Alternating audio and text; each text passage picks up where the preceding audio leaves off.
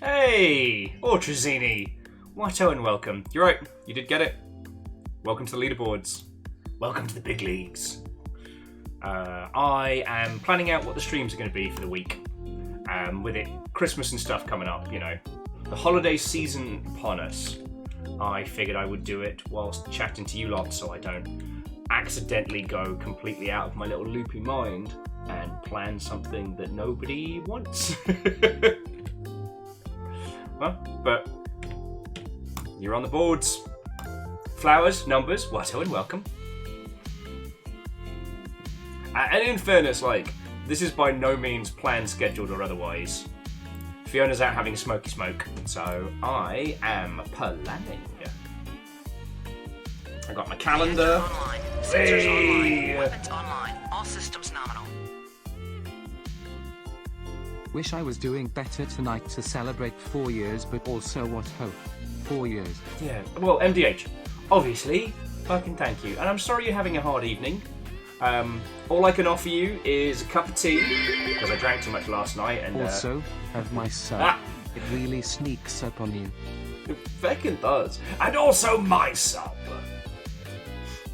No, but seriously, MDH, hopefully a little light banter and a cup of tea will help. And Ortrazini, fucking thank you. I've been saying your username 18 different ways for coming up on 4 years now, and for some reason, you still put up with me. I'm very grateful for that. So numbers, actually, on that point, so I'm trying to work out when we're going to do, because what I wanted to do is I wanted to do Final Fantasy VII on a Saturday, so that way you're guaranteed to be able to see it.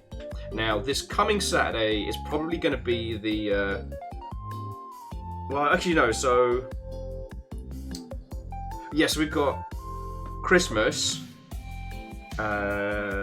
Christmas is the following Monday. Christmas Eve is Sunday. For this Saturday, we could, but I'd have to possibly cut it short.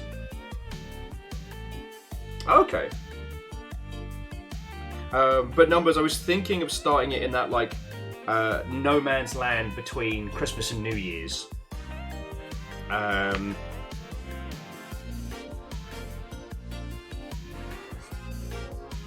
Because, yeah, the 31st is a Sunday, so Saturday is the day before.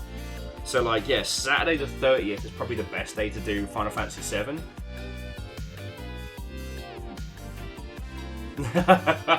Hey, Caffeine, Mr. the Twitch can't stop me. And I was planning out the week, so I figured I'd natter with you all lot and tell you what I was up to. Yeah. Of course, I don't have my good pen. You might have to bear with me just a second, friends, while I go get a pen. So this is what I'm currently planning. What we're going to get up to, what the Longshipian Christmas party is going to be. The two things that I'm really tempted to try, which may end up being just nonsense audio soup, but why the heck not, is the Abiotic Reactor, the Half-Life craft and survival game. And yes, actually Lost Flowers Fiona did steal the good pen and my notepad. So I'm looking down, I'm like, where's my stuff? Fiona stolen it! Well, yeah, so numbers, yeah. Longshipping Christmas is traditionally Half-Life. Hey! That stream idea. Will plays his favourite games and we pay bits to add stupid nonsense rules for him to follow. Joking. I mean, Akira Zero, we could do an equivalent of Thumbs on Table video game edition, but or Jamaican Gravy, depending on where you're from. But the possibility for it to careen out of control wildly, I think, is very entertaining.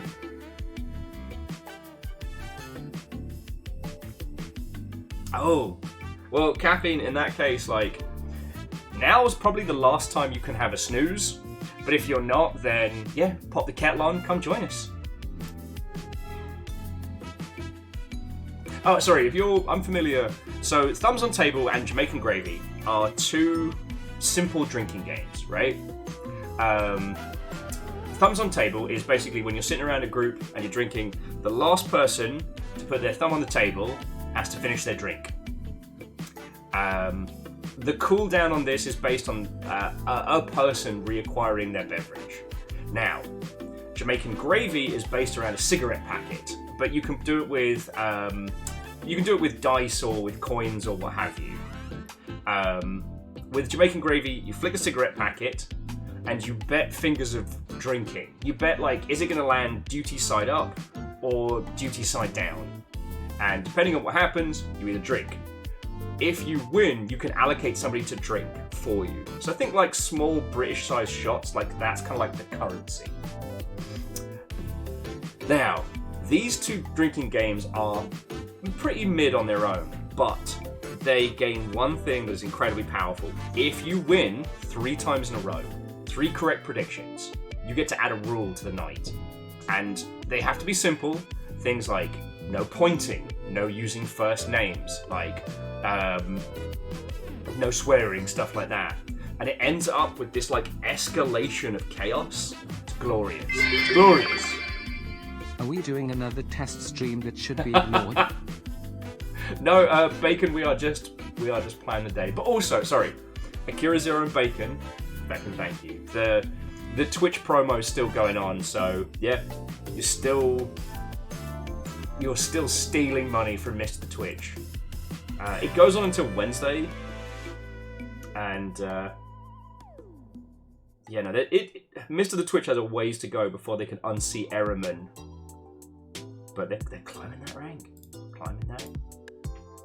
Angel couldn't play the card game like that. Yes, we might be thinking of the same one called Suddenly Drunk. Suddenly Drunk is like an add-on. The idea is you play any existing card game or turn-based video game, and at the start of your turn you draw a card from the deck, and it could be something simple as like drink a measure, or it could be things like marry another player. You are now married. Until you draw a divorce card, whenever one of you drinks, you both drink. Good times.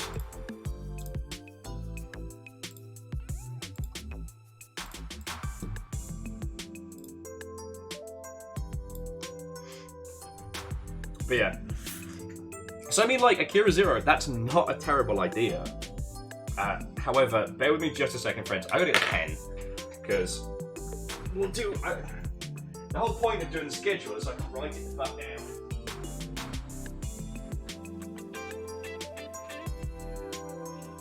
We got war gods, we got lord gods, we got knock you down to the floor gods.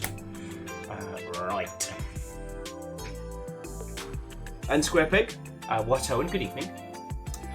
So Jamami, we're planning these streams for... Bad stream idea. We'll take a shot of Jamaican gravy every time we spend X bits. I am technically not allowed to do that. Assuming you mean alcohol. Technically, I'm not supposed to drink on incentivizations. Shots of actual gravy. How much gravy can the human body ingest before it gets bad? Yo, if you'd come up with some of these ideas for the Wheel of Chaos, we might have added those in. Okay, so Saturday the 30th, day before New Year's, we'll do Final Fantasy VII Remastered, because we've been meaning to start that one, and with the A Tale of Two Brothers or what have you, that having a remake announced, I think it's a really good time to talk about remakes and like what games we should consider, what we shouldn't, and like what you can do in that space, because yes, it is very weird that Final Fantasy VII as one game isn't being stretched out across many. Now, we ultimately know that the goal is money, but from what I've experienced of Final Fantasy Remake, that's not what they put out. The intent might be to make $1 squillion, but there's a care to it. So yeah. So F7 boosh. Alright, so we got that one on the 30th. And I can add that to the Twitch calendar in just a second. Well, yeah, so numbers, absolutely. There can be more than one goal with the product, and, like, this is one of the things that I find so fascinating about video games, is that you need to balance business and creativity, because if your game doesn't sell, then it doesn't get made. But you don't want to be... But no one goes into video games trying to... Well, okay, I guess there are some people, but the ultimate goal with video games isn't to make money, it's to make something. The money is what you need to facilitate its creation. Right? And this is why I get so into like the business of video games, because it does affect the creativity. After the Wheel of Chaos, I got a little bit drunk, shocking, and I started looking up what happened to all the people who worked on BloodNet. Fascinating story. One guy is like a local politician. A few others. Oh no, wait, no, that was Gunman Chronicles. The Gunman Chronicles team ended up founding a guinea pig themed studio in the Netherlands that now works on like back end support and publishing stuff. It's great. Now, MDH, Angel Kalina, I'd love to see one of you lot become a squillionaire. I'd be more than happy to be, the supported patron of the arts. Should I ever end up with $1 squillion, I will need to get rid of it as quickly as possible. So I guess you'll all end up with at least a few million. I know myself too well, and if I ever reached a state of infinite wealth, I would destroy myself. So, yeah, no, numbers to get your house paid off, the whole shebang. I don't see there being a situation where I end up making $1 squillion, but I have faith in you lot. And Geographic, Watto, and welcome. And Catastros, good morning, friend. We're doing scheming and planning. So.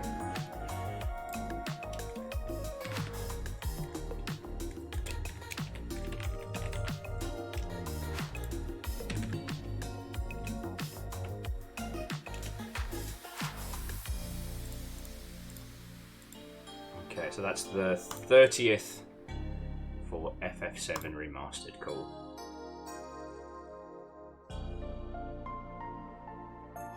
Oh, sorry, I can bring it up on screen. So currently, like, this is what the schedules would look like. Usually there would be, like, Rain World on repeat, or there would be Armored Core, but we've finished Armored Core.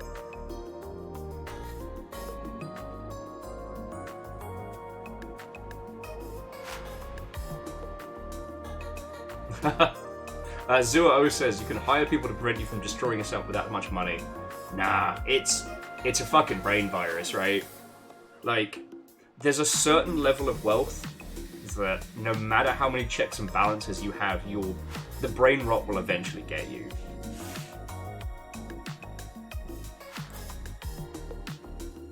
Because like no matter how self-aware, no matter how empathic you are, at some point someone's going to tell you no, and you're going to want to tell them no, fuck off as a retort, and you'll have the money and influence to do it.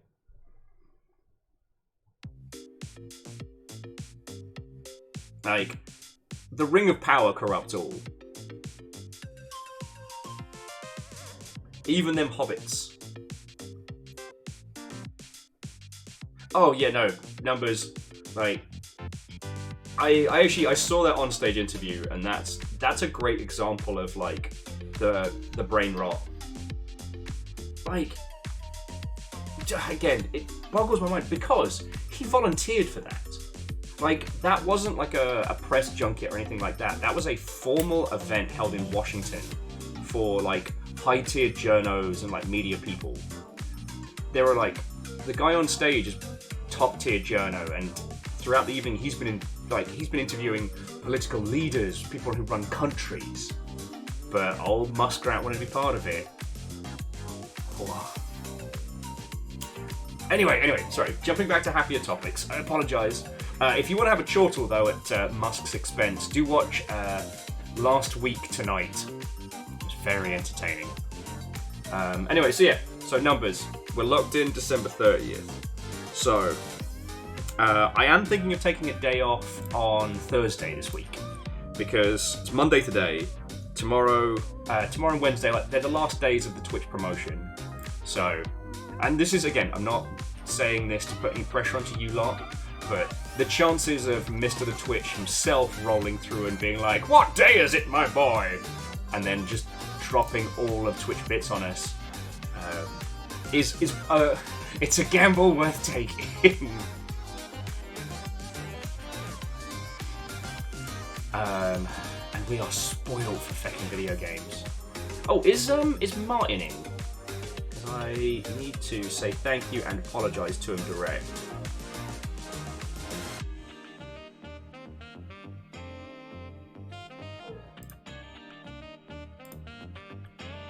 Martin sent me a copy of the Vampire Survivors DLC, but I'd already gotten a copy, so I have to reject the gift, and that feels bad.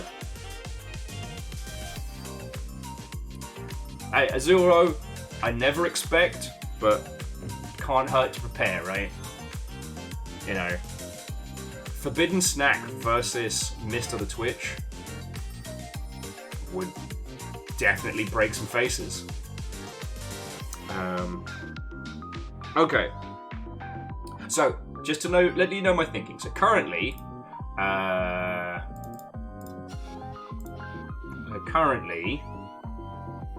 we have Sea of Thieves this Friday. For this Sea of Thieves, I want to try doing Glitterbeard. Now that will mean that we'll have a bunch of slots available on ships for people to join in. So that's going to be kind of a bit of group chaos. Now, I'll probably be chatting about that as we get closer to the day, making sure everybody has the tools to get along with their crews and to not be weird. But I think that'll be a lot of fun, and if we're able to do what I'm planning, that means we'll have at least 3 brigs in one server, making us, let me just look at my calculations, fucking unstoppable. Which will also be during the Sea of Thieves winter event, thus resulting in a crap load of gold. Because also, we'll be allianced, so everyone will be getting a cut of everybody else's gold. Like, we could do another, whatchamacallit?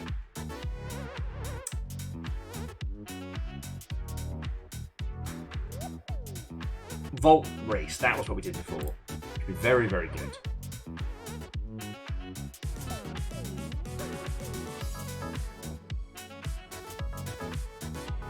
And MDH, I can completely understand that. I actually am tempted to record a playthrough of the tutorial opening to what is it? The Boobies and Butts shooty game. I keep forgetting what it's called. Because it's so wild. Bacon, I couldn't possibly comment. Yeah, Nikkei, goddess of war. Because I try and dabble in mobile games to understand them as best I can. You know, I'm not going to ever be someone who's super into mobile games. Like, when it comes to mobile game, I'm playing Arknights and that's about it. But I try and experiment with them so I can understand them, right? And I did Nikkei's opening tutorial. And I know I've talked to you all about it, but it's like, it's such a handbrake turn. It goes from, yay, we're silly little robots with boobies and we're gonna do a... And then immediately handbrake turn, like, it's so dark. It's so dark. And I tell people about this, and unless you've actually played it, no one knows. Like, it's kind of like if you went through Super Mario Wonder, but everyone's got Juds. You went through Super Mario Wonder, and at the end of it, you have to put Toad down. Like, Toad's turning, and you've just gotta... You, as the player, have to pull the trigger to kill Toad. That's the only comparable...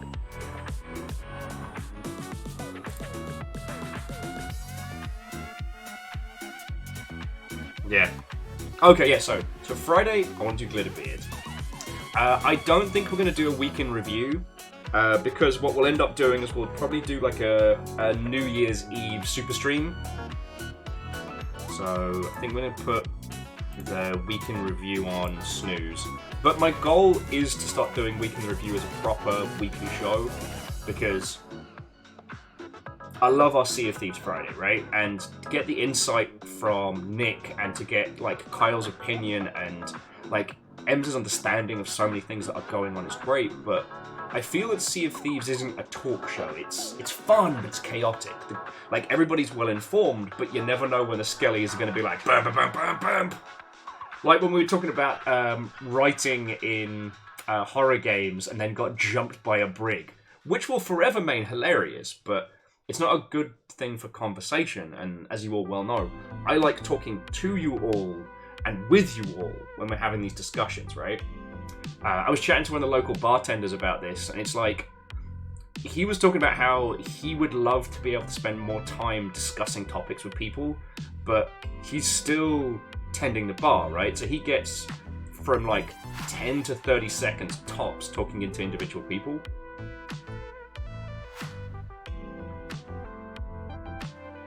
No, an MDH, I completely understand. I mean, that's, again, why I don't stream the same game day in, day out, because I know a lot of people can't watch Sea of Thieves. The water is too real, the motion sickness. Sorry, I just lit back in, and Cold Ankles is like, a Mario chooses, a Toad obeys. Luigi hands him a fucking golf club. But yeah, so Week in Review, sorry. My apologies, I almost missed Dustin's pun. The Week in Review. There we go.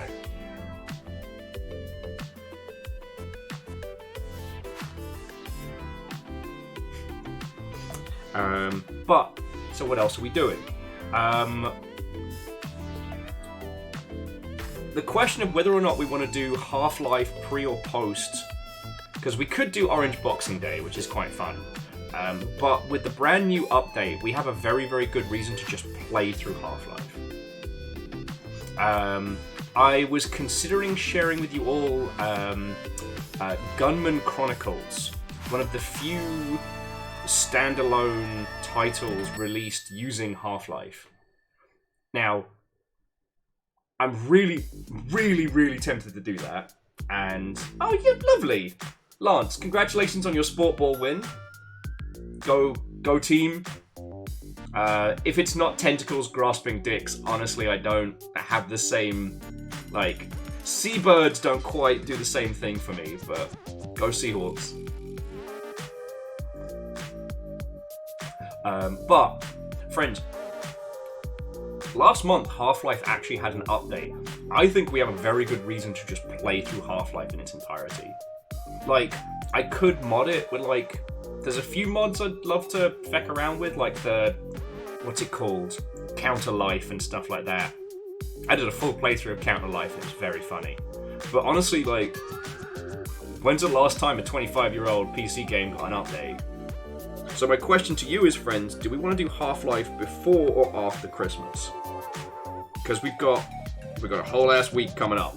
A whole ass week.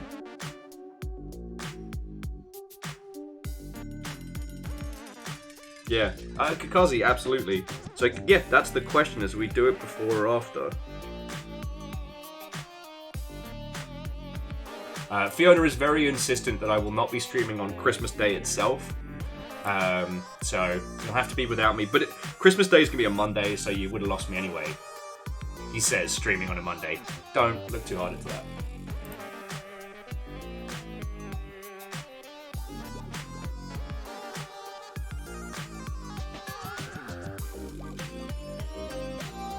And Lance, I'm so sorry, friend.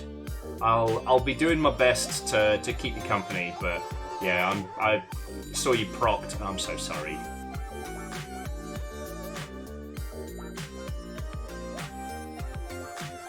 Alright, I mean, Kakazi, before works fine, so, like, what else has been on the docket recently?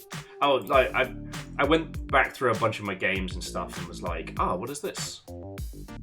I'm still thinking that Anabolic Factor should be like a Christmas party game. Because even if we get loads of people in, like, each instance takes about 6. And I think it'll be a good, fun one for an afternoon. Again, if you haven't seen this game, friends, it is, what if Half-Life was a craft and survival game? You and your friends are basically trapped in not Black Mesa. It's got a little bit more SCP to it, but same kind of vibe.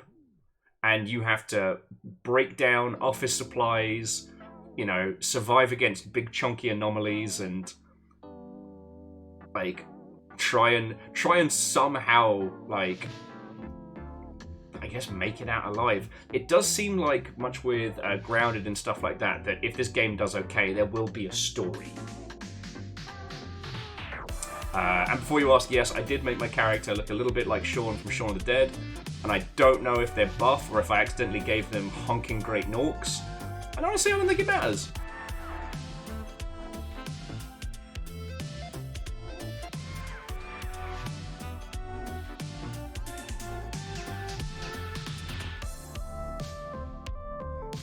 Now, I haven't seen the extent to which... I haven't seen how extreme this goes.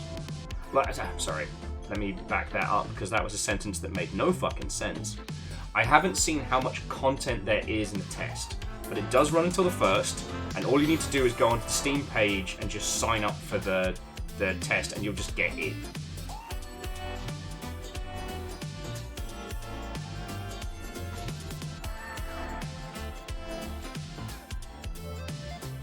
So yeah, let me get you the link for that one. So this is something that I'd like to play for like the Longship Christmas party, and we can just we can section off into groups of 6 and stuff like that.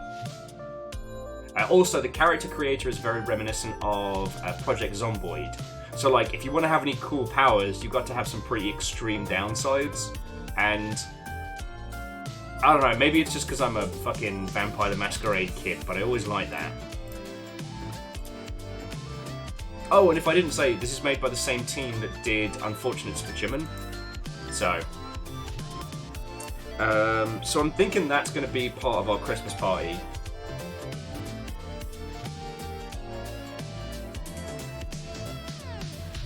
And if no one shows up, then I can play it solo.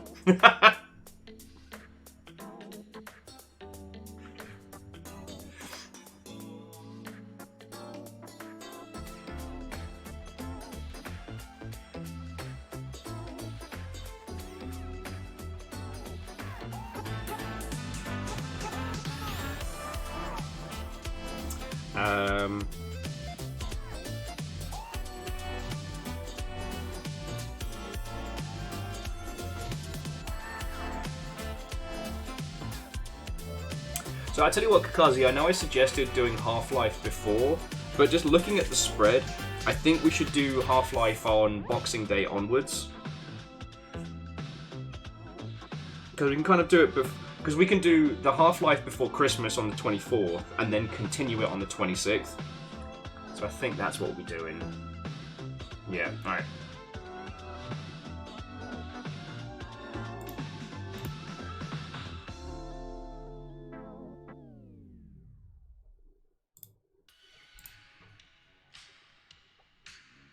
Mortland bought the Dave Dredge sale bundle, and Dave the Diver is taking up all their free time. Nice. I didn't realise the Dredge DLC was just free as part of Dave the Diver, because everything in the Game Awards happened so much.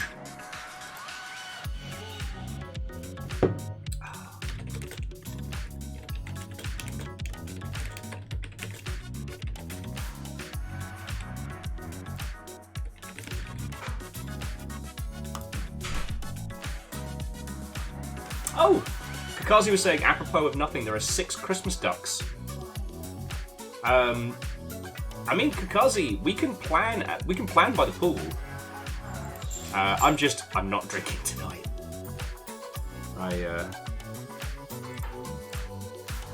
I'm not saying that I drank too much yesterday. However,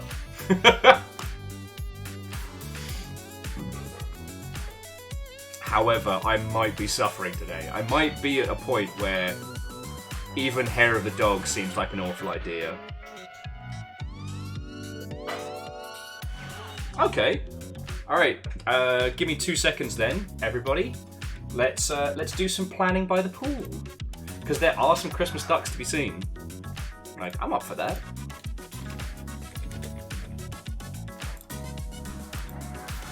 I don't think there is any new... I don't think there are any new puzzle pieces, but...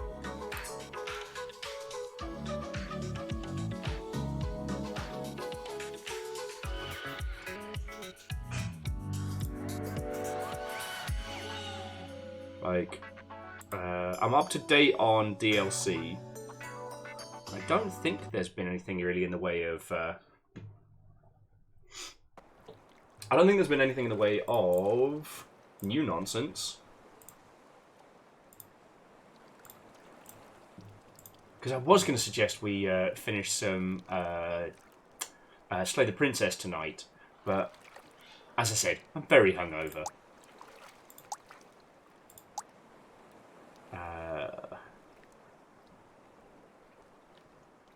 So let's continue quacking the ice. Or do I need to start a new pool?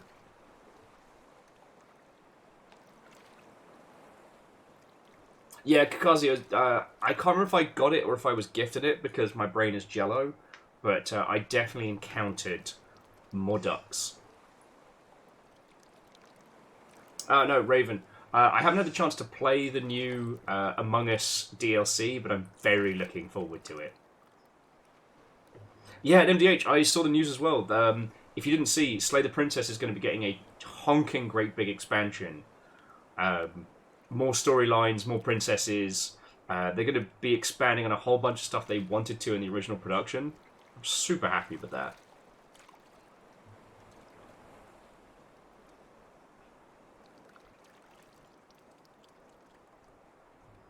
But yeah, does anyone know, do I need to start a brand new duck pool?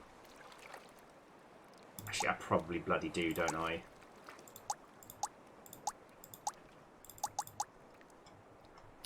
And it's probably, I need to start a brand new one with the Infinity Cool, right?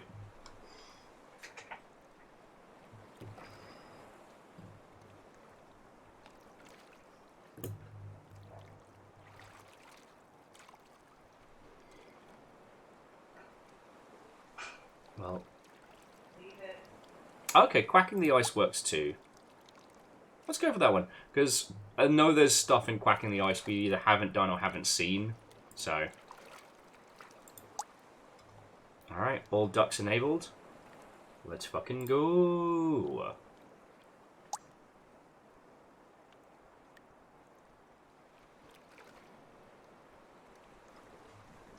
I'm just rearrange my tabs. It's always Billiam Duxford the Third. Oh, look at that. There's even fucking presents. Fuck yeah. Santa! Alright, let me move my schedule over this way. Oh, this is a great way to do it. Oh, and a quack to you, Billiam Duxford. A merry quacking to you. Oh, that's some peaceful shit right here. Okay. So, I've scheduled up the Half-Life Before Christmas and Orange Boxing Day.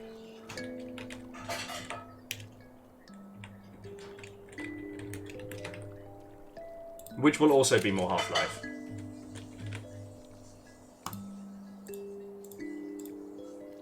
So that's Boxing Day is the 26th.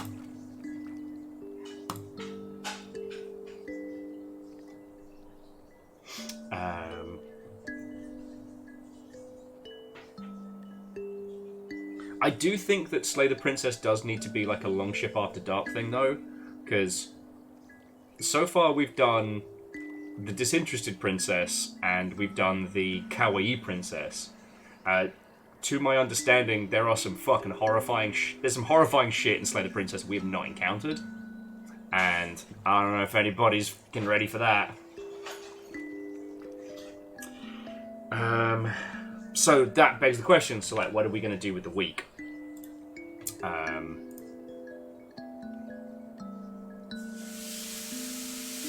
Oh! Fiona is cooking up something fancy. Bear with me just a second, friends. Because a combination of talking about Slay the Princess and then smelling food cooking is a weird combo, let me tell you. Let me tell you. Oh, that smells so fucking good. I'm only closing the door so I can focus on schedule. Like, I'm not made of stone. I'm not made of stone. Alright. The words of Fat Man Scoop. Back it up, back it up. Oh, Angel Kalina. That's living. That's living.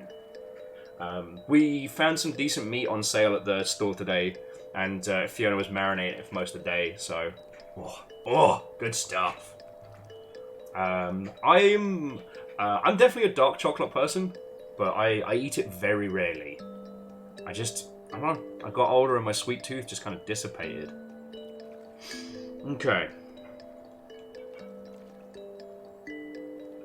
So let's have a look back in some of the blocks of games that I've not had the chance to share with you all.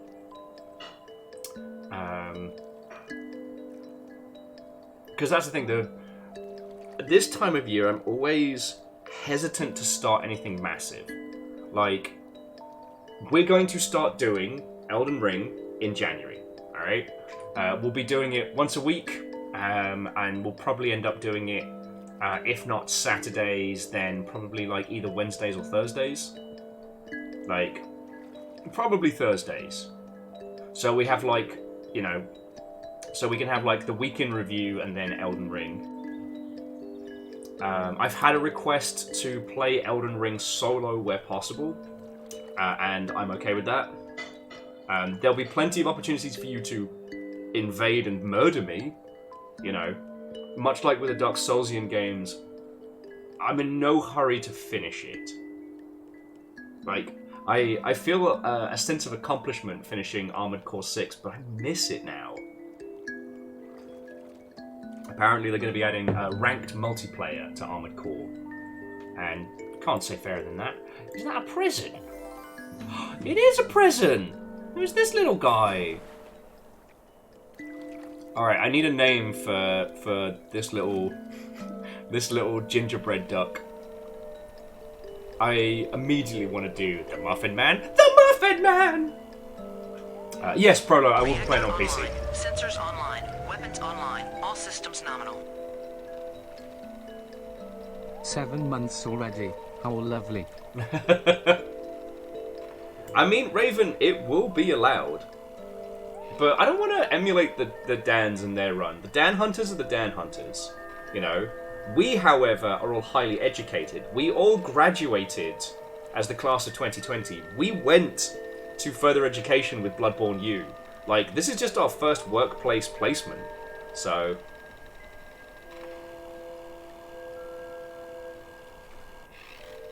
Ed Kid-oo, because it's Green Avian. Oh no, you must be thinking of Roscoe P. Jangles. Ginger Bill Duck, Gingy Quack. The Muffin Mallard is good.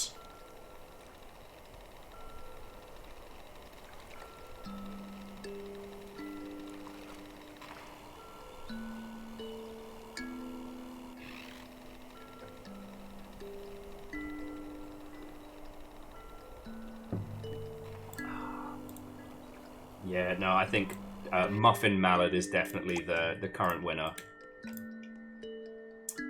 God, there's so many ducks we haven't seen. I did like Quacko Lantern. That's a good one.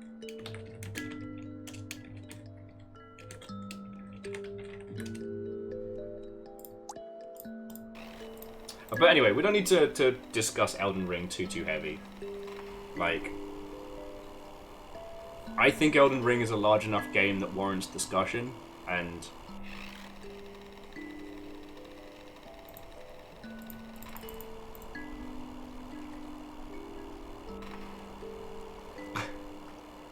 No, Catastrophe, you're entirely fine. I haven't been able to get my brain going all day. I met a gentleman that I follow on TikTok earlier today, and I was a combination of like hungover and brain dead. But I'd already seen him, and on reflex had gone, So I was like, alright, I've got to introduce myself, otherwise I'm just fucking creepy. So I was making a vaguely hungover tit of myself earlier, but I invited him to sober, so hopefully I'll be able to be less awkward in New Year. Okay.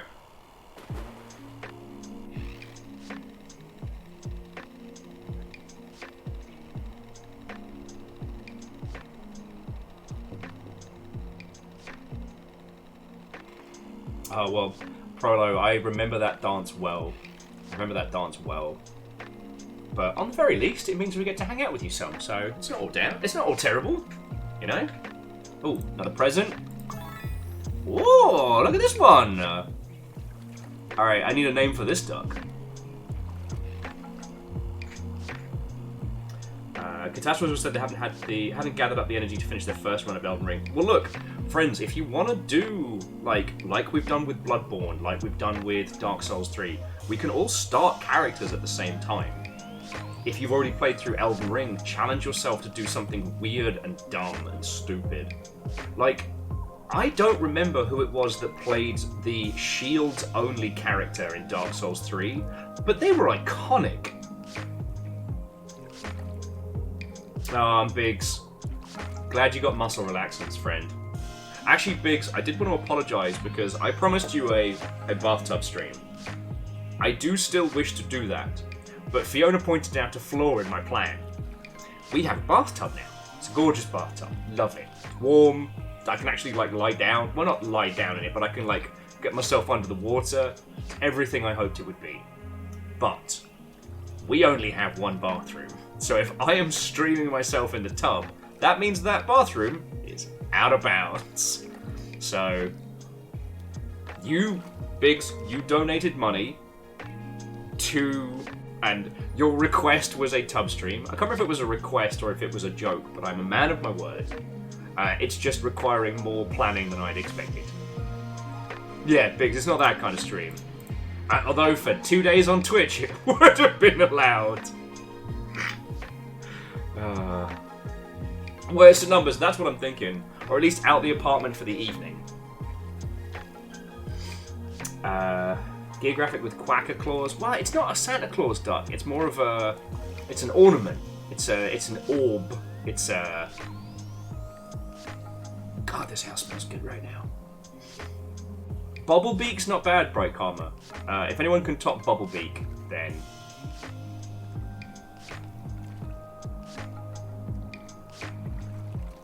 Orna Mallard's good. Or Bobble. Bobblebeak.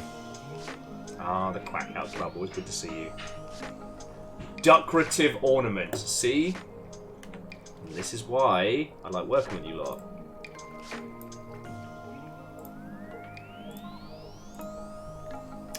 Oh, didn't mean to zoom in like that.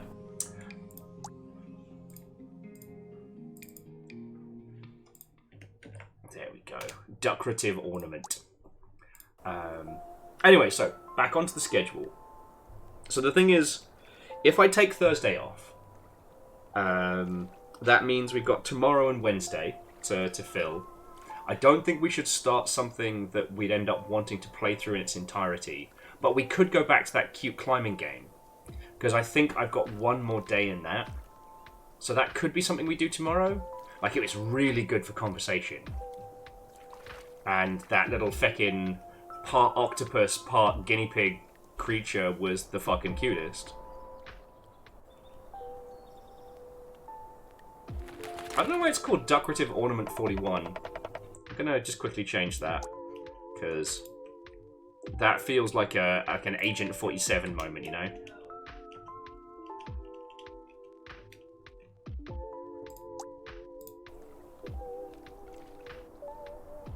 Still Decorative Ornament 4. What is happening here? Alright.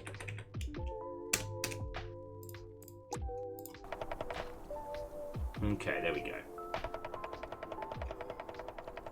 The Big still got some angry shark left in them. That game had no right to be good. Sorry, I shouldn't say that, you know. Every person who creates a video game does so with the idea of, like, fun in mind. Like, they're trying to make something.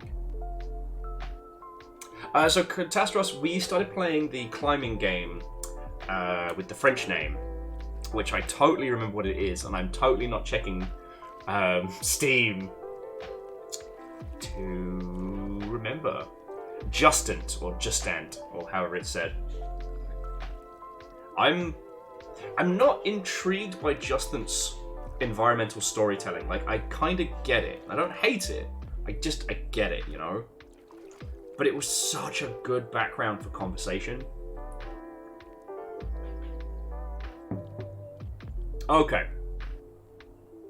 But then the flip side is stuff like, what's it called?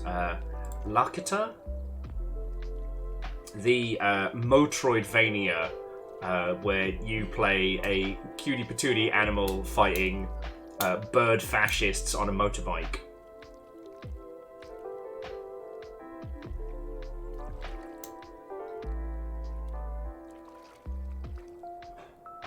Like, I want to play that one, but I have to understand the possibility that that could be like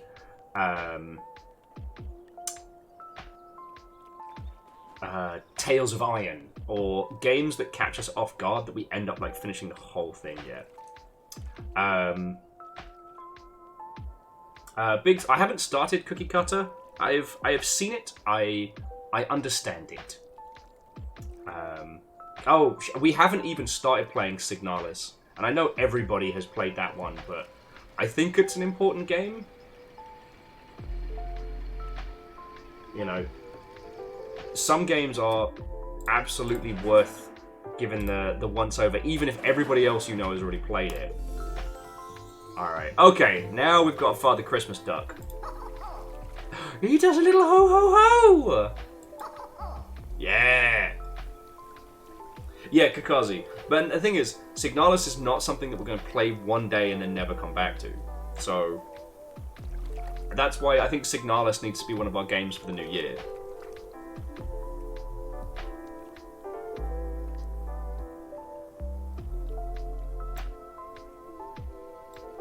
Father Quackmas is good. Father Quackmas is currently my main stand-in one.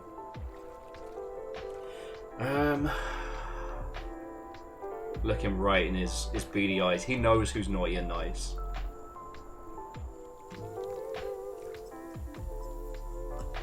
He knows specifically the Quack Out Club has been up to mischief. But no, I'm not really helping here because I'm just listing games that I don't want to stream this coming week. So I'm just having a little skim down.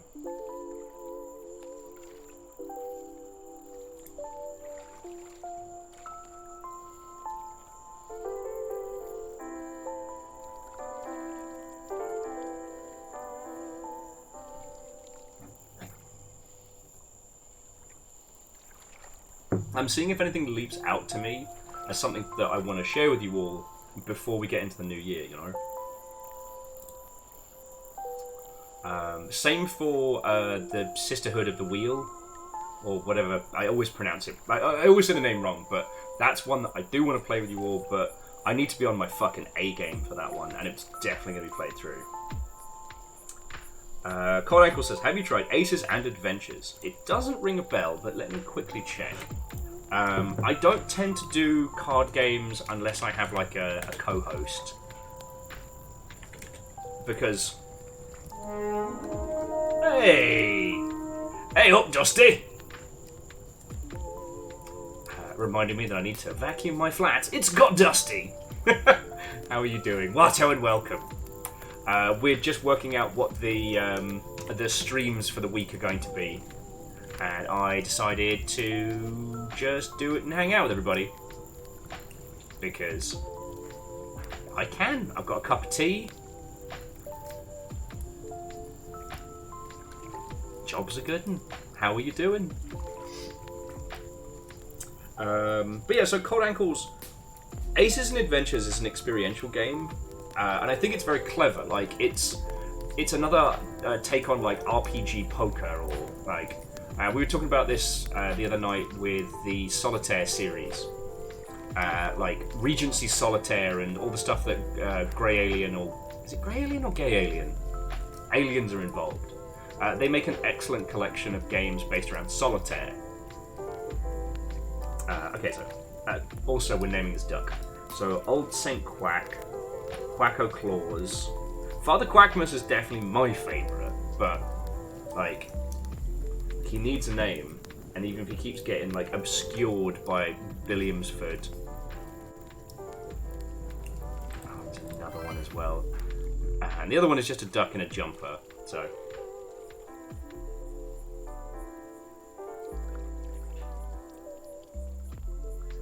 Dusty, ducks are evil according to nature, but we're not going into that one. We're just going to look at these little ducks floating in the pond, and we are not going to think about it any further. And Iron Imp, a season's greeting to you as well, friend. We're just planning out streams at the moment.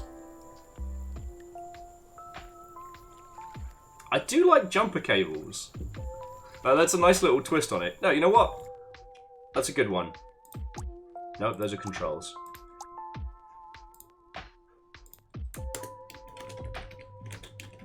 That gave me a nice ha-ha. A sensible chuckle. But yeah, sorry, Dusty, how was your stream? What were you up to? Please, tell me your tales. I apologise, I've been very hungover today. And while I'm feeling better, I'm probably still not batting for 100.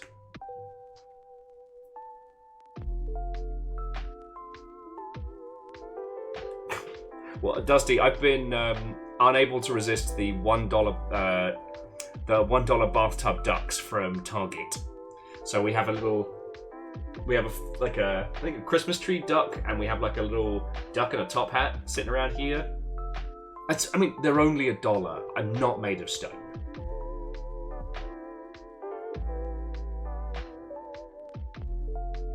Yeah, well, no, Iron Imp, you can't say fairer than that, friend, and I'm real happy for you, you know?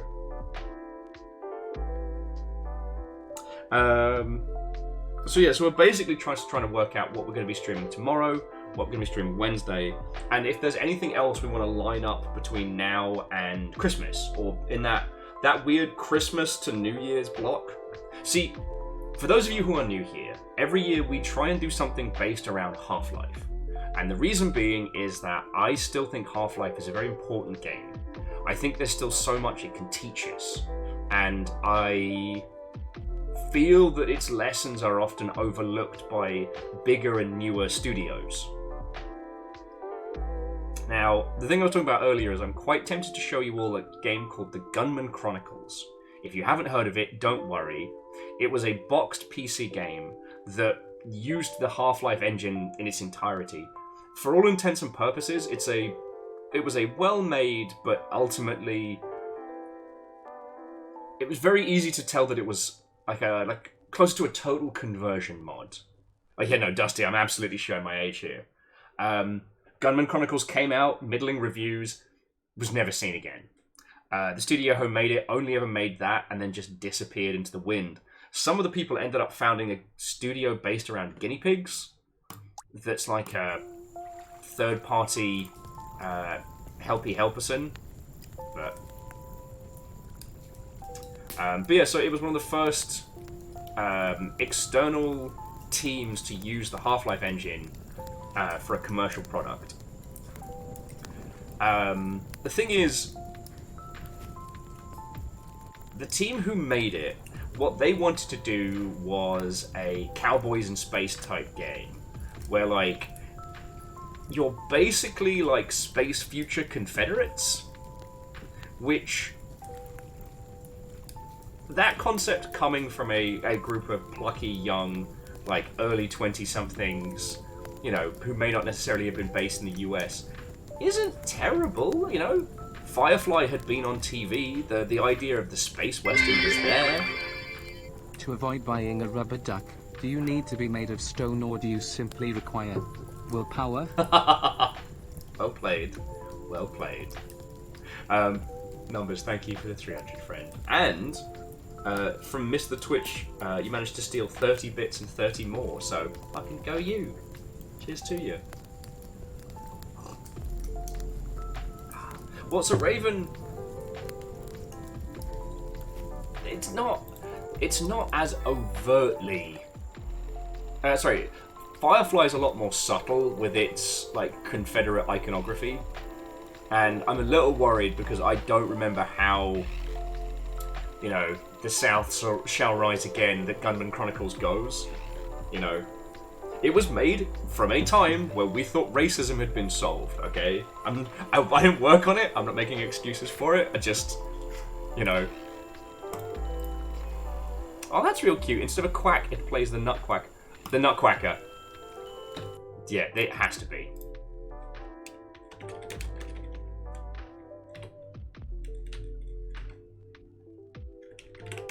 Boosh. It's the nutquacker.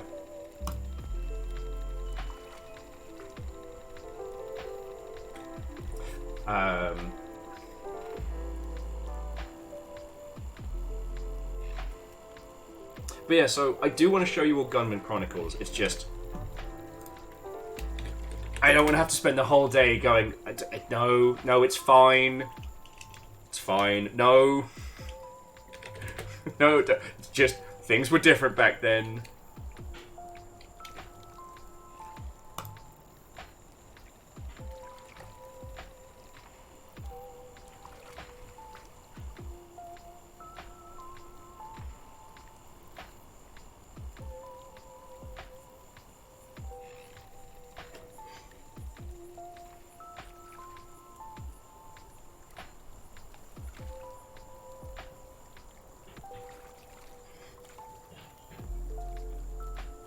Oh no. So not Jonas, not apologizing for Firefly, because like Firefly takes a lot of iconography from like American Civil War, that kind of post Age of Cowboys mixed with sci-fi. It works really well.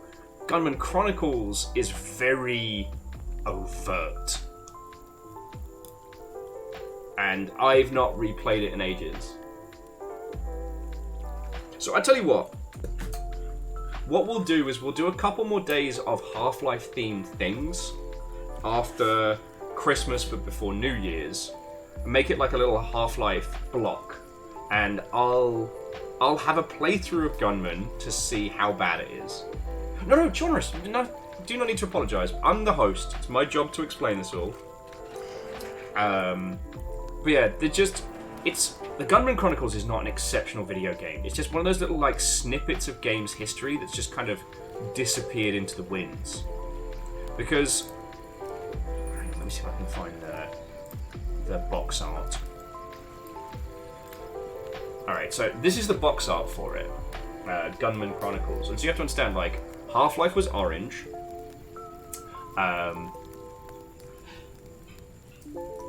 You had Blue Shift, and then Blue Shift in blue, Opposing Force in green. I can't remember what was Counter-Strike. Was that also yellow?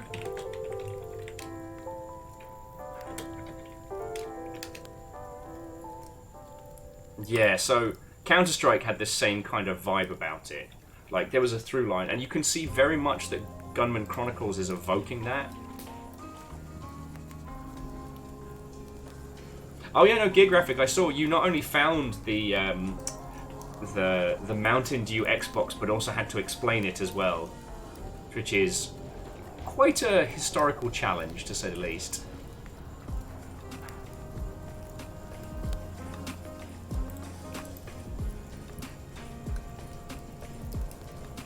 Yeah, I know. The box art for Gunman Chronicles really evokes that, and it's intentional. I think if Gunman Chronicles had sold better, we might have seen more early adopters of, because it wasn't the Source engine at that point. It was called something else, but my brain is jello, so I'm going to keep calling it the Half-Life engine because I'm allowed. It's my show. But I think we would have seen a lot more early adopters doing that same model of just using the Half-Life engine out of the box and using that as their base. Oh my god, it smells so good. Did you take a picture? I did. Oh, God. It's not fair that I eat this on stream. That's not even fair.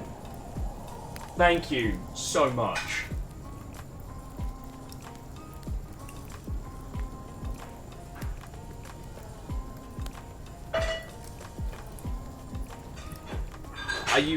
Are you sure? Like, this feels mean-spirited if I show you what Fiona has cooked up. Like, I'll do it, but the Gundam cam is not hooked up at the moment, so I'll just have to give you the old lilty tilty. It is marinated and pan-seared steak with a collection of vegetables, and it looks like everything right with the world. Yeah, I'm sorry. I know that's unfair. I know that's unfair. Edwin, I asked if people want to see it. I'm only a man. Okay. So what else from the Half-Life era is worth like a Christmas discussion on, you know?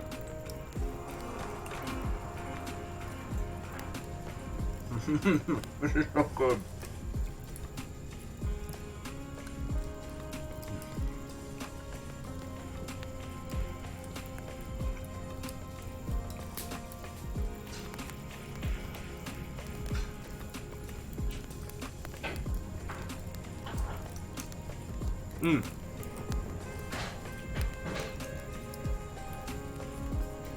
So, Rubik Darkwill, thank you kindly. Goldsec, also known as Gold Source, formerly just the Half-Life engine, 3D game created by...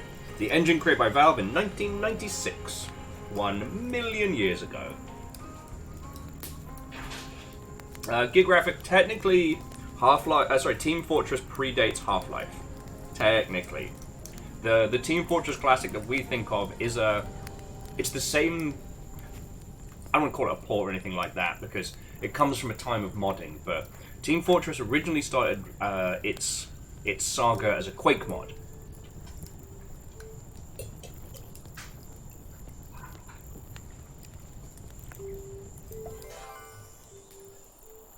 Also, we have a duck elf.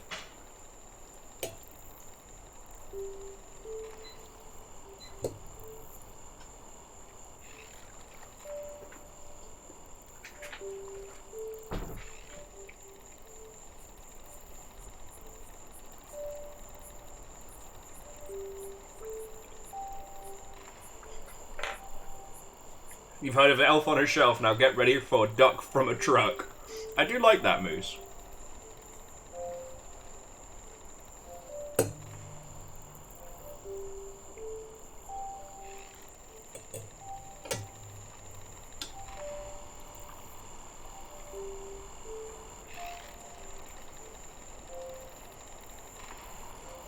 Santa's little quacker. Woodworking duck. You're going cerebral on that one, Bacon, and I appreciate that.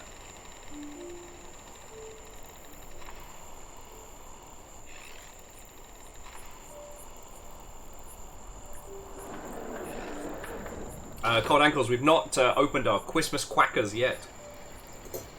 And Biggs, for this lot, it's going to be primarily based around Half-Life, like what it did and its influences. Ocarina of Time is a cracking game.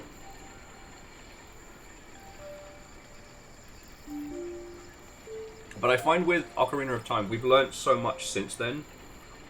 Whereas the reason I replay Half-Life every year is I feel that there's a lot of lessons that Valve worked out during Half-Life that modern creators and modern teams still miss.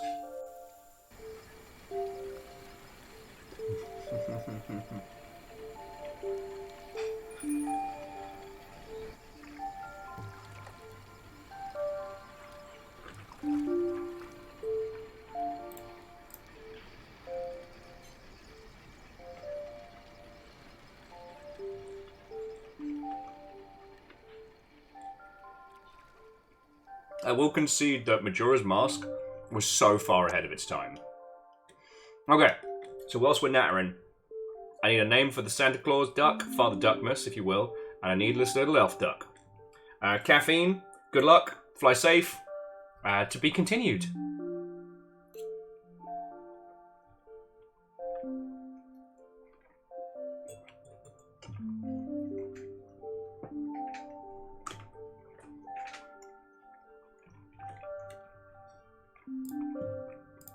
Okay, we can go with Father Quackmas. I just said the first thing that came into my head. But we still need like I'm liking Duck on a Truck because the naming convention.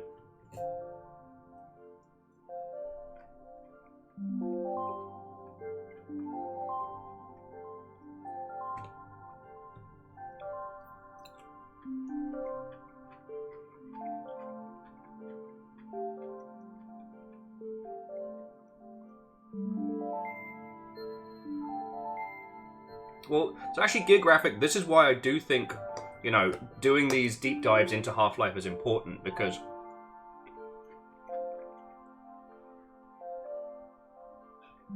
like, video games being the intersection between art and technology, it's so much harder to point to the evolution of the medium and go, this is exactly what happened.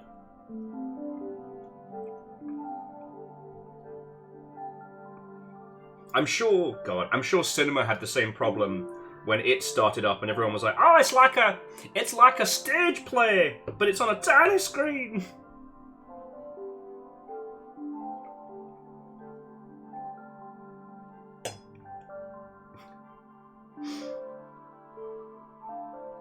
God, this is glorious. I'm so sorry, friends. I did not mean to eat super tasty things in front of you. This does feel a little sadistic.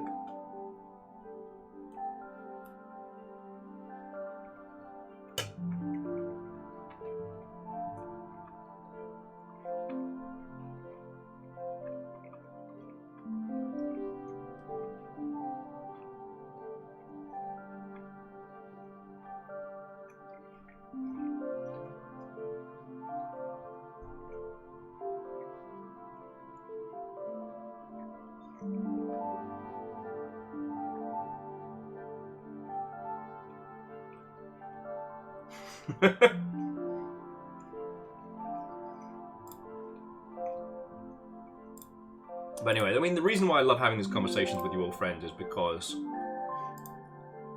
like, it's such a fascinating place to be. Alright, so, games which used the Half-Life engine. Let's see if my melted brain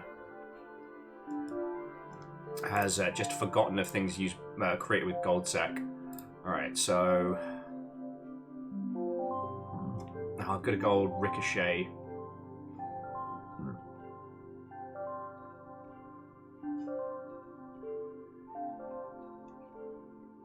It does look like that, aside from James Bond 007 Nightfire from 2002, it does look like Gunman Chronicles was the only other like standalone title that wasn't multiplayer. Because it's like there's Day of Defeat here. There's all the different Counter Strikes. We've done Blue Shift and Opposing Force multiple times, and honestly, if I have to replay Blue Shift again, it'll be too soon.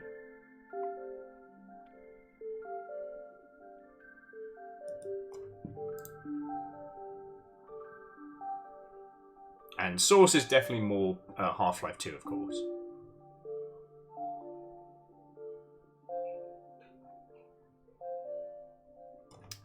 Again, Consortium keeps coming up on our fucking discussions. Breaking my heart. Breaking my heart. Sorry, if you've not heard of it, so Consortium was a really good example of, you know, a game as wide as a puddle but as deep as the Mariana Trench. It's a time-looping game where you're on board a, like, super 747 plane that's meant to be like a flying fortress of super spies of the future, and it gets hijacked. But the level and complexity of what you can do is like immersive sim turned up to 1,000, and it became like a massive indie darling.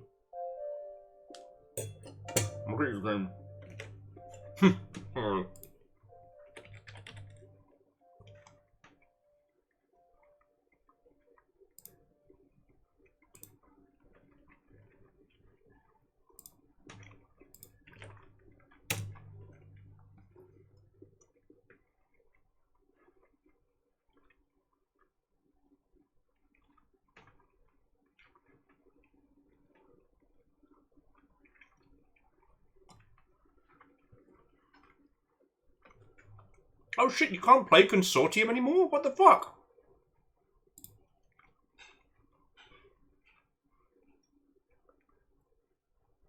But you can play Consortium VR? What the fuck? Okay. I'm going to file that one under extremely not cool. I'm going to go with Raven's Quingle instead of, like, Tingle. It's Quingle. But if anyone comes up with a better elf pun, then have at it. But yeah, so Consortium was fascinating because it was the sheer amount of things that could happen based on dialogue choices or based on actions, like, was fascinating. A playthrough lasts maybe, like, 2 to 4 hours, but it's designed to be played again and again.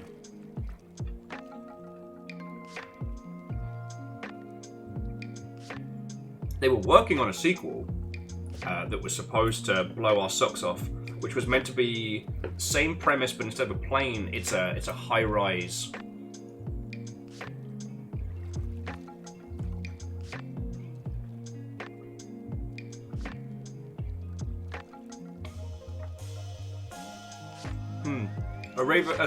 Cold Ankles was saying it looks like there's a remastered version, but it's not released. Interesting.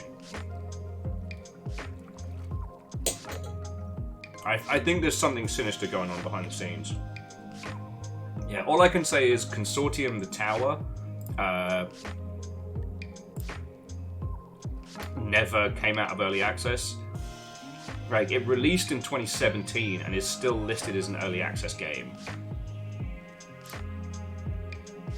Like, honestly, if they'd been able to do it, like, if they'd been able to release it, they would have been on an absolute banger, but you know, now we have games like Deathloop and things like that that have taken that, like, immersive sim philosophy and really run with it. Interestingly, the whole Consortium thing had this subplot about you're not actually sure who you play as a character.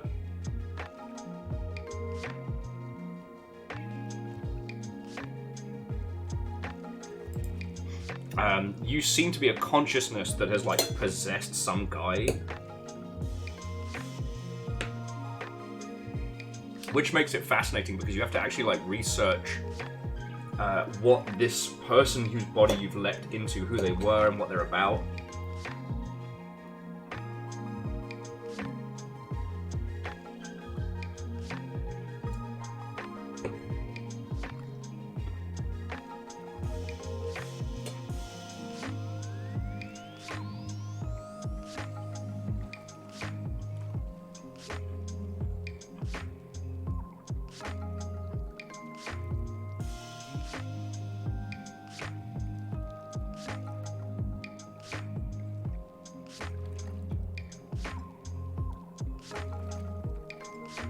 Oh yeah, INM Knocked was another one I was very excited for back in the day that never went anywhere. And to Castero, Watto and welcome. It is Plastic Duck Simulator. We're getting some of the event ducks, and we're planning out streams for the week. So every year around about Christmas we play a bunch of Half-Life games because I think it's always worth a revisit.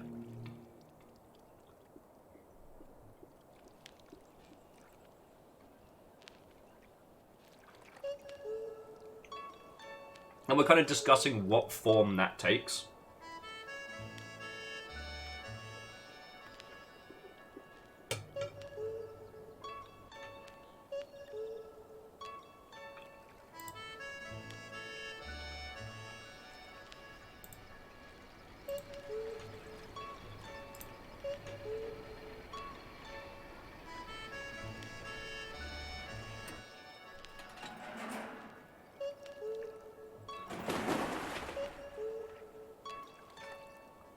It does maybe chortle a little bit that out of everybody that used the OG Half-Life engine, the only people that wasn't Valve or Gearbox was the team that made Gunman Chronicles, who were Rewolf, and that was the only thing they made. Rewolf popped up, died, and then the team went on to go form Streamline Studios in the Netherlands, who are mostly an outsourcing company, but they have a guinea pig as their mascot, so they're all right with me, you know.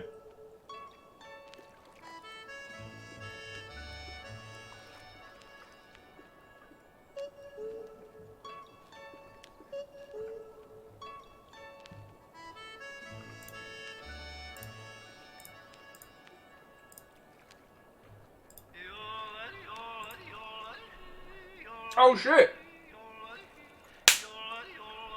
My house. My house. Sorry.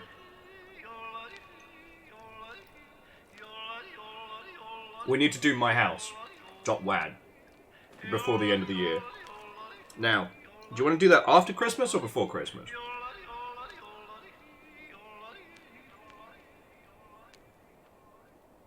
Because,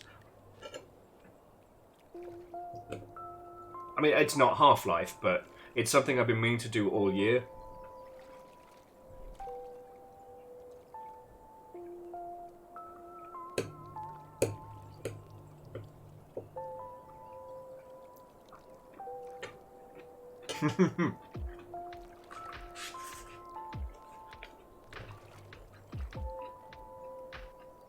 Okay, so we'll do that on Thursday the 28th. My house. If you've not heard of My House, it should be on everybody's Game of the Year lists. Unfortunately, because it's a mod for OG Doom, it makes it a touch difficult to categorize. I don't know what else to say. A lot of people have taken to calling it the video game adaptation of House of Leaves. If that means anything to you, then you're in for a treat.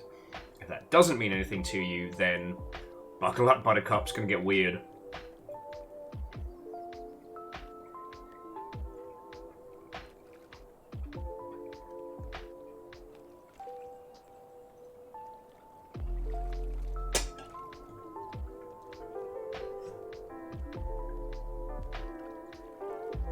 Obviously, we're going to do Sea of Thieves on Friday the 29th, because I love playing Sea of Thieves and I don't want to miss it.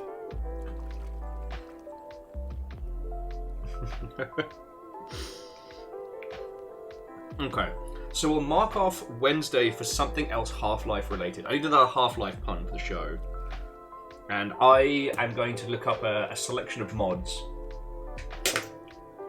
Sadly, I don't have the means to host Sven Co-op again. God, I really... Like, with all the things Valve are doing...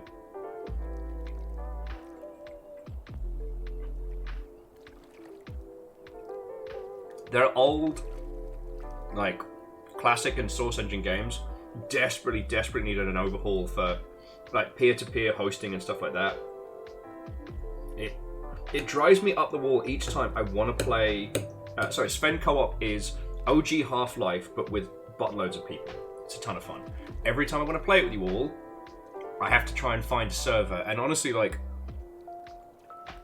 a lot of the server hosting companies have spoken to in the past have gone under this year.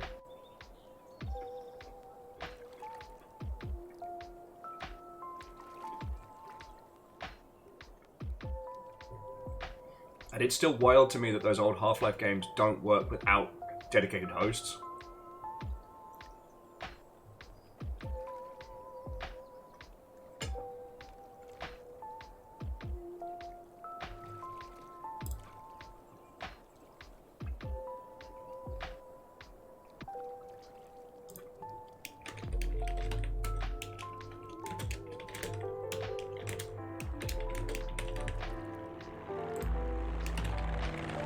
Oh, there is a new present as well.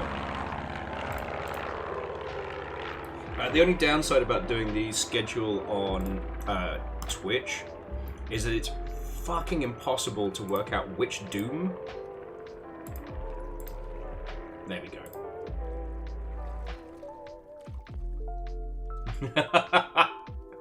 Bacon, I couldn't possibly comment. Now, let me distract you with ducks. We've got a little Rudolph duck that goes jingle jangle. This duck needs a name, friends. This duck needs a name.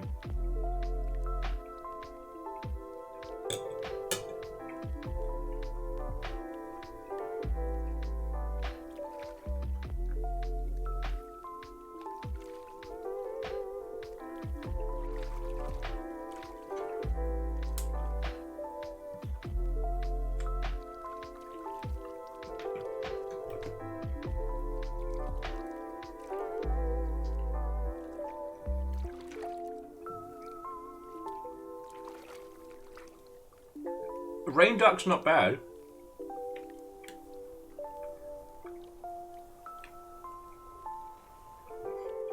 Canary boo. It's a pretty cerebral legend.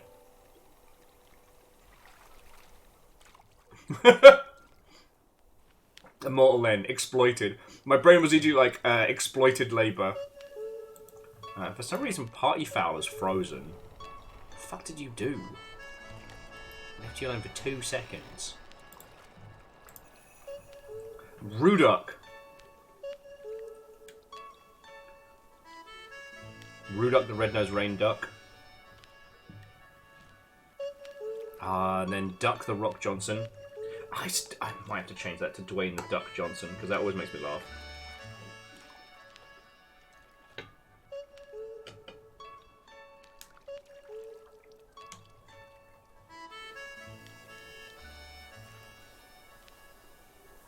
Beakolf the red-beaked rain duck.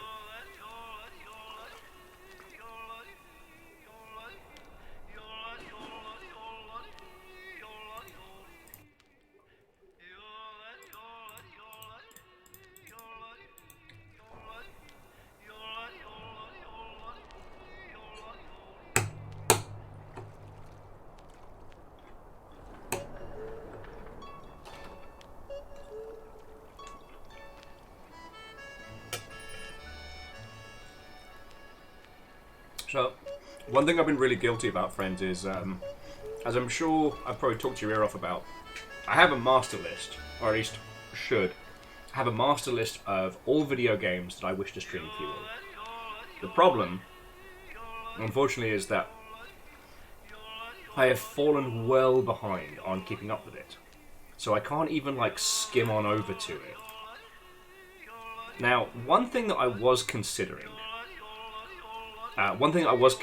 was I Divine Cybermancy. It is weird, it is mimetic, it is fucking strange. But during one of the previous streams of Angry Shark, a lot of people were comparing them, and I was like, no, I Divine Cybermancy it's rough around the edges. I think it's fair to even call it janky. But as a game, it is so unabashedly weird. It's like future, like hyper-tech Catholicism, very evocative of like the Imperium of Man, but with the serial numbers filed off. It's one part Equilibrium, one part Ghost in the Shell, and yeah, one part 40k. It's gloriously weird. And the thing is, we haven't played it in a while. Sadly, again, you can't play it co-op without other people, and it's not... I'd hesitate to call it an immersive sim, but it was just after the Wheel of Chaos and Saturday, a lot of people were referring to it with like almost negative connotations, and I was like, no!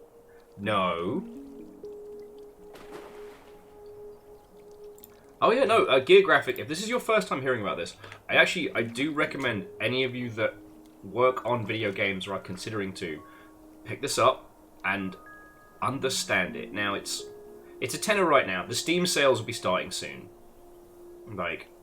And while I don't usually advocate for buy it in the Steam sale, we're all extremely poor this year, and I understand that. But the thing is, like, I Divine Cybermancy comes from an old style of, like, PC game philosophy. That being, it's up to you to read the manual. It's up to you to understand the mechanics. It's not my job as the video game to teach you how to do these varying things. That's on you, buddy. You know.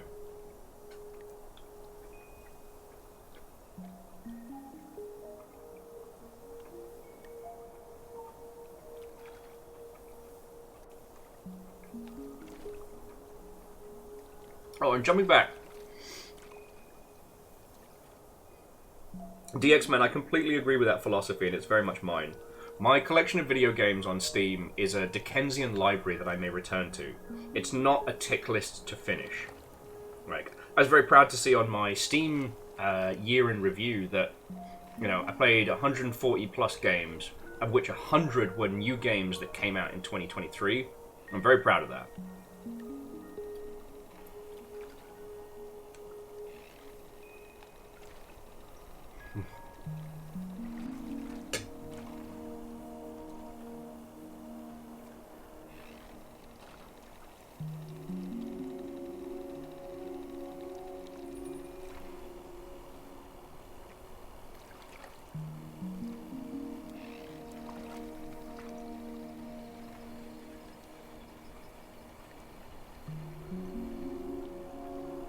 Sorry, forgive me when I'm chewing.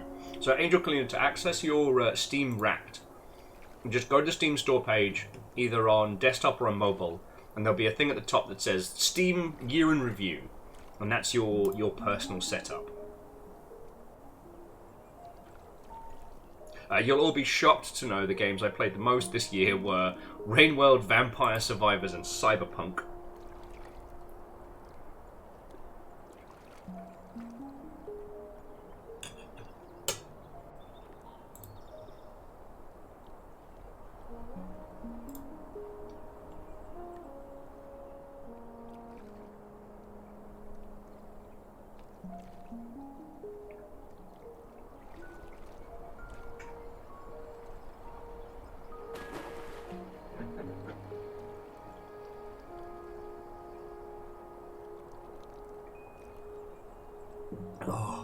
This is glorious. Thank you all for hanging out on a Monday night. This is lovely. Numbers, like 18% is the highest I've spent on any title. Because, like, to look at my stats, you can see, like, I play a lot of everything.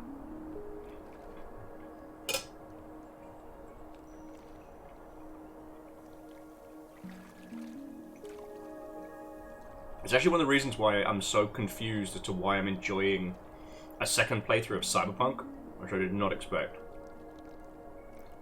Well, so DX Man, I completely understand. I play Sea of Thieves via blink blink. I play Sea of Thieves via Game Pass.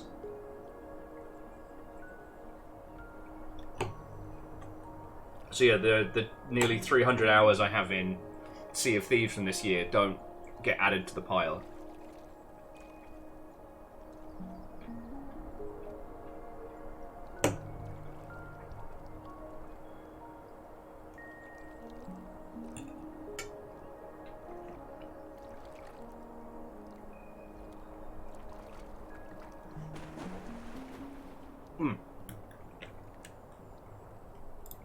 Sorry, I realised, friends, there's a bunch of streams I've already agreed with you all. Like the Longship holiday party.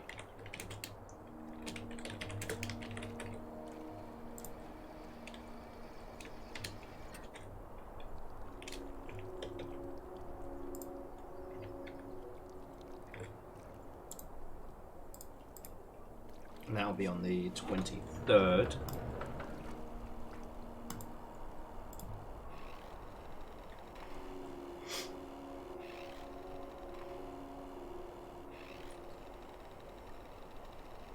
Angel Kalina was saying the You Are What You Play is overwhelmingly farming sim. So mine is, shocking no one, mechs and cyberpunk. With Metroidvania, which I think is how Steam classifies Rainworld. But the thing it gets weird with is it also lists naval combat, and then gambling and Illuminati. What genre of games is Illuminati?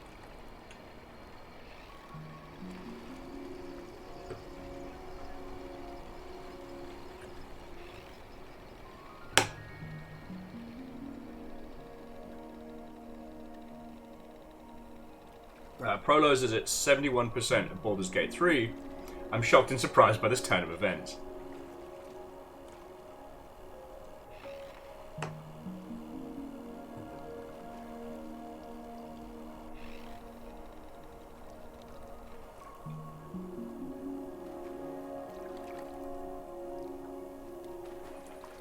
Good spread, geographic, good spread. And Lost Flowers, you're right. It's the genre they don't want you to know about. The shadow genre.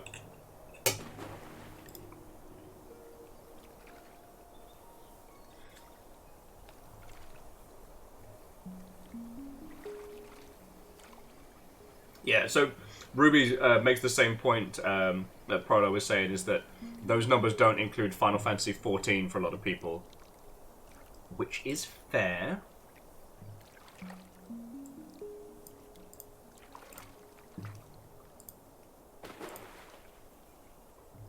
Okay.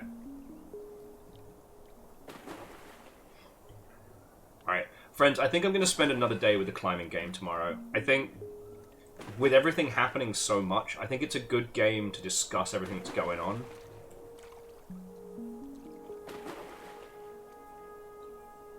And I can completely understand if people want to avoid it and play through it themselves. But, like, as banter games go, it's exceptional. And I would like to spend some more time with it. But we're going to put Slay the Princess as our Longship After Dark game. So next time we have, like, a post-stream evening and the ability to do so, we'll get fucking weird with it. So, that is... Oh, good old Quadrilateral Cowboy. God, I haven't played that in... God, I last played that back in 2018. Aww. It was very funny that one of the Longshipians who I'm friends with on Steam started playing it back in, like, 2021. And it was so funny because I forgot about all the terrible post-it notes that I left in the game. And I left those for my buddy Craig, who was also leaving terrible post-it notes. And I had to kind of, I don't want to say apologise, but I definitely had to explain what was going on.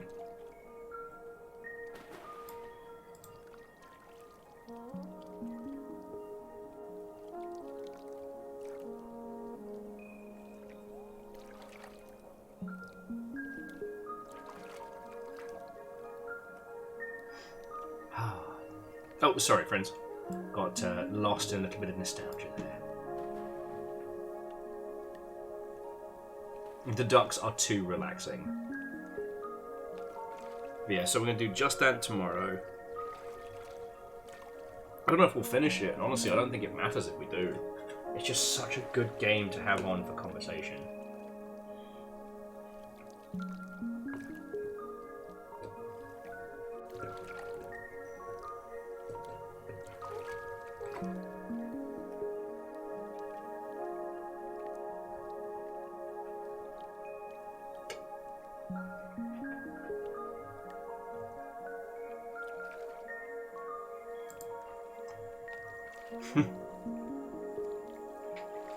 Sorry. Dustin introduced us to a game called Battle Royale, which is like multiplayer. It's multiplayer PUBG Scrabble, where you have to spell your way into the center before you get knocked out. That's something that we may have to play at some point because I can't spell for shit. And a lot of the Longship, for them, English is not their first language, so it would level the playing field for quite a few people.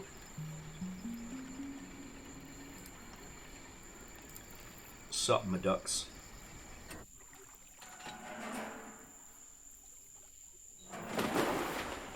Raven was just in Quaxon for the reindeer duck. You know what? I like Quaxon. Mortal Lens says they didn't realise that they spent a quarter of their Steam time on just super auto pets. And Peglin was close behind. I'm amazed Peglin didn't make my top 5 because I played so much of Peglin.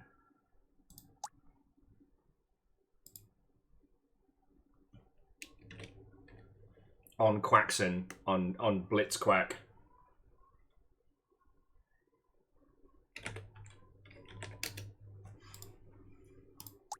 But that doesn't mean we now have all of the seasonal ducks.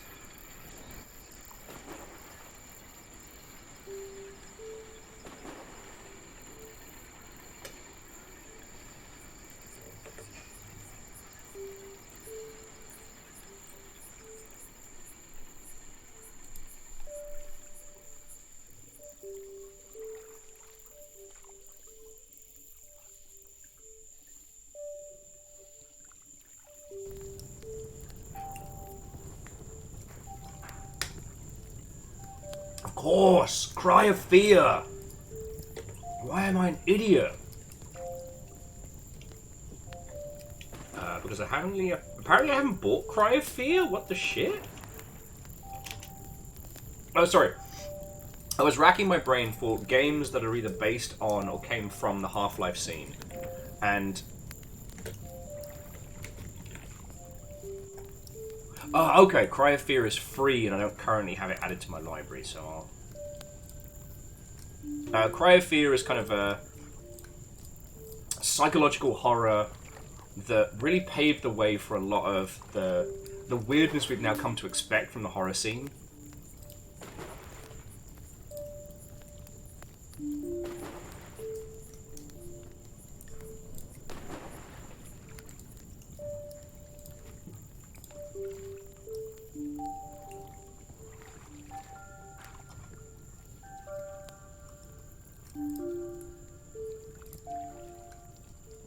Like, I don't remember if Cryofear is good, but it is fascinating.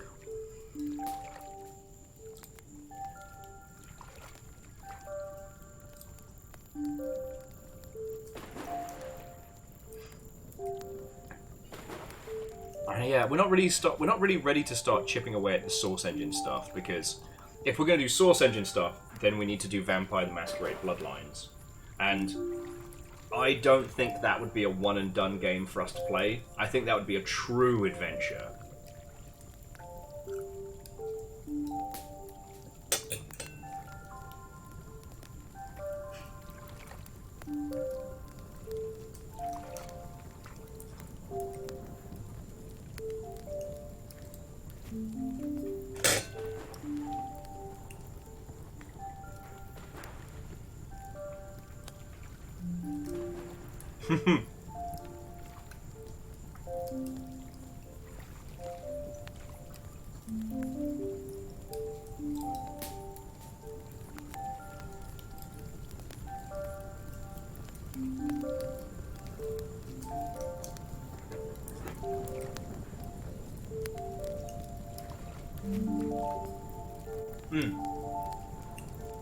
I mean, Study Kiwi, I'm sure you gathered, I completely agree. Like, Vampire the Masquerade Bloodlines is an event, it's an experience.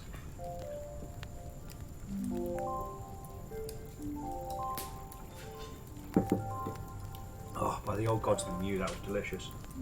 1 million thank you, that was amazing. I felt, I've been feeling oh, thank you so much. I felt genuinely bad eating it in front of everybody, but I was given permission.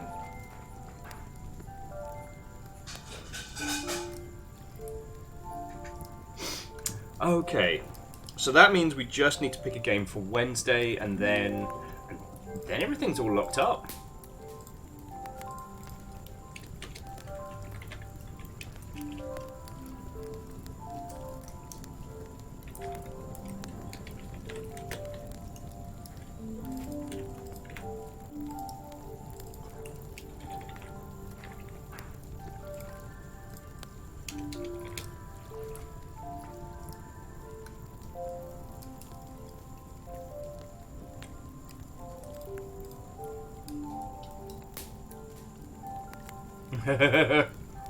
Ah, the sewers. I am so glad that as an industry we've decided that we don't have to have a fucking sewer level in every game anymore.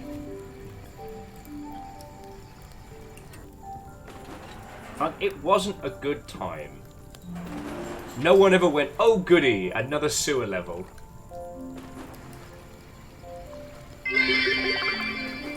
Achievement get, will eat some meal. Hey, I'm eating well. Alright? Sometimes I forget, but all in all, like, I've gained weight. Like, I don't look like a fucking skeleton wrapped in ham anymore. I can't make that joke. I look like how people look. Or supposed to look. Just with a tinge of deathly ghoulish pale. But that's neither here nor there.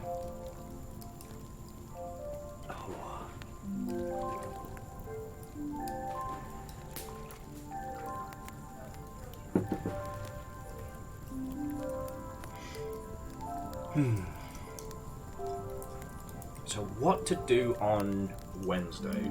We want something standalone. We want something we can spend a day with and then be done.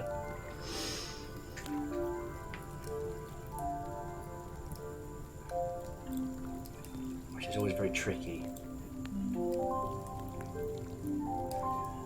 You know, trying to pick something that we know is going to be interesting enough to play and to talk about, but isn't going to spawn a gigantic playthrough. We could do Thirsty Suitors. Like, that has been sitting on the back burner for a while. And I would like to play that before. Ishkar's like, have you tried Hollow Cure? I have not played Hollow Cure for the same reason that I have not tried meth. I know what it would do to me.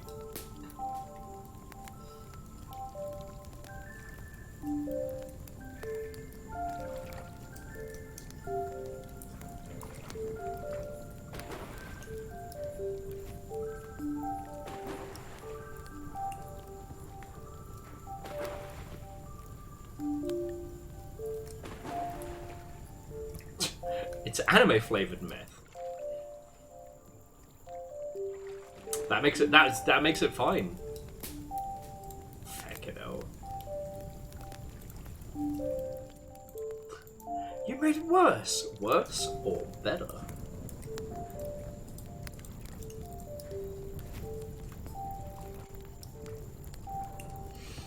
But I do have the Vampire Survivors DLC, so I don't. You know what, friends? I don't know what it is. I'm reluctant is the wrong word, but I'm like, oh, we should just play Thirsty Suitors. And there's something in me that's like, maybe we don't do Thirsty Suitors. And the thing is, I can't put my finger on why. Like, when it comes to video games, I trust my gut. All right, like. Sometimes I can't always decipher all the data I have, but I am sure as hell aware when something is not good. And I can't imagine Thirsty Suitors is bad. So what is it that my brain's like? What is it that my brain's flagging? You know, they've certainly done better. They got a lot more positive reviews since last we saw them. Oh, you know what it fucking is? It's the family stuff. My brain's like, hey, buddy, how you doing? Are you ready to deal with families and family drama? You know? The answer to that is no.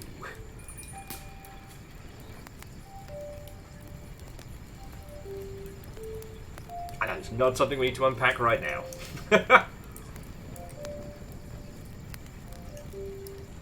Oh shit, what's Humble been doing? I just saw SCP-5K in my lineup and I was like, oh, Humble have been doing these, like, I wouldn't call them flash sales, but they're like speed bundles. What have they got at the moment? Fun with JRPGs and multiplayer mayhem. Alright, let's see what's kicking around there.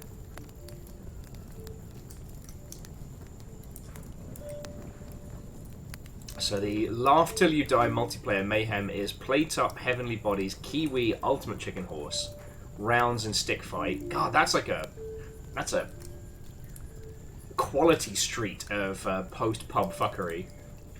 And the JRPGs are Symphony of War, Edge of Eternity, Malto Anomalies, Bug Fables, Zexman, Dark Deity, and something else that I can't pronounce. Alright, nothing in the JRPG bundle that makes me go, whoa, but glad that it's there. Glad that it's there. Okay.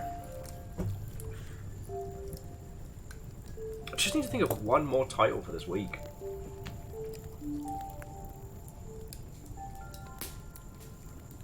Sadly, the Hellboy Web of the Weird turned out to be sadly not good.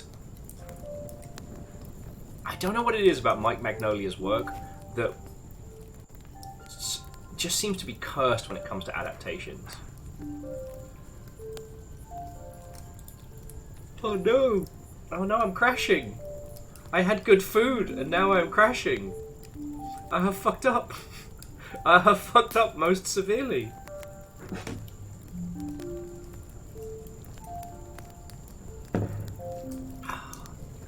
On Guard is good. I don't think it's a good stream game, but God, what an excellent title. And Ozzy, Watto and welcome. Hello, hello.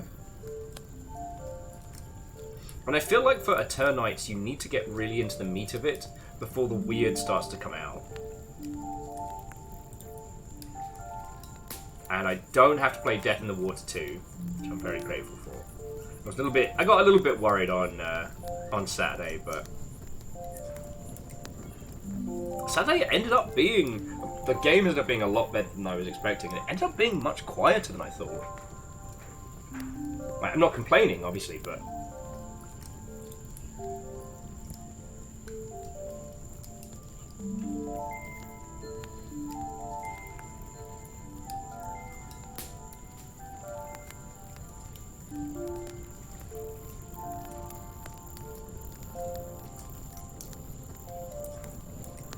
oh, well, MDH, welcome back.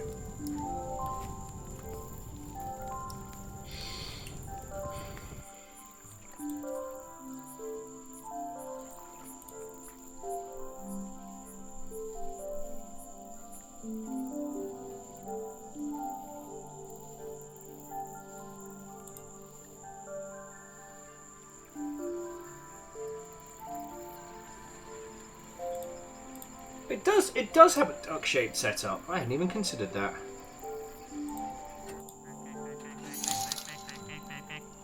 Return Flow just purchased Laugh Till You Die, Multiplayer Mayhem Encore for $10. Aww. Well, Verdant Flow, thank you kindly, alright?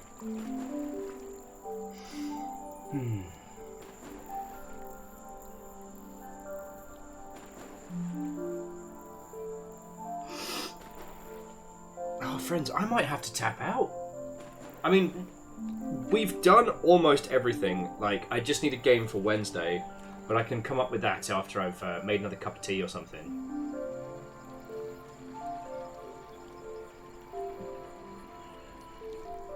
But, oh yeah, no, Dustin, again, we're hoping to be able to get to the mailbox tomorrow, but nothing will be opened without an announcement, because I think it was Jamami. Someone else sent through a package as well to be opened around the Christmas season, so that's part of the plan.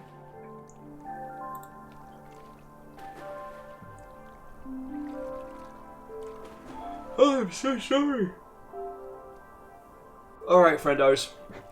I think we did get all the seasonal ducks, so it hasn't been completely useless, but I think I just have to admit defeat. It's 10 PM over here. It's not like I'm going to bed early or anything like that, but shush me from the past.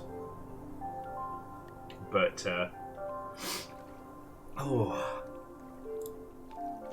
I don't want to turn into a complete and utter vegetable while you all are here hanging out. So, okay.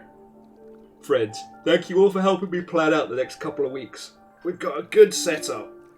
So, to recap, Justin tomorrow, unknown game on Wednesday. I will be taking Thursday off. Friday will be Sea of Thieves, and we'll be attempting to do Glitterbeard, so be ready to come join us. Then on Saturday, we'll be doing Abiotic Factor as our Longship Christmas party. And then on 24th, on Christmas Eve, we'll be doing the Half-Life Before Christmas. Then Orange Boxing Day, and then following witty discussion about Half-Life, I'll come up with another pithy title. Then My House.wad, Sea of Thieves, and then finally on Saturday, the remake of Final Fantasy VII. The following Sunday will be New Year's Eve, so that leaves us all set. Right. Friends, miscreants, and legends. Oh, good. Oh, don't drink like I do. It's very painful. Thank you all for keeping me company and helping me work through this. This was much more enjoyable than sitting here by myself and listening to folk punk and getting weird and sad. Yeah, I'll see you tomorrow for a proper stream. Again, if you have sent stuff to the PO box, fucking thank you. We will be grabbing them soon. Oh, gods. I just realised I have not updated... Oh, no. I might need to update some shit. There's some stuff I haven't updated to the new address, and I just realised. Oh, God. Okay. So on my quick credits for a tiny stream. First up, thank you everybody that threw in bits and were able to steal money from Mr. the Twitch.